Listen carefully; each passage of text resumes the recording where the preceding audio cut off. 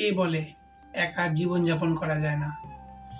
যদি আমার মনে হয় যে যারা আমার চারপাশে আছে তারা আমার যোগ্য না, আমি তার থেকে আলাদা, তাহলে আমার মনে হয় সেই সমস্ত মানুষগুলোকে রিলিভ করে দেওয়া উচিত, সেই সমস্ত মানুষগুলোকে ছেড়ে দেওয়া উচিত।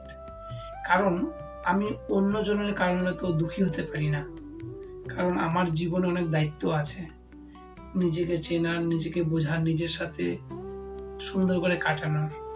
কিন্তু আমরা দায়িত্ব নিয়েছিলাম অন্যজনের, কিন্তু সেই দায়িত্বটা সে পালন করতে দিচ্ছে না, তাহলে আমার মনে হয় সেই মানুষটাকে মুক্তি দেওয়া উচিত, কমসে কম নিজের ভালোর জন্য।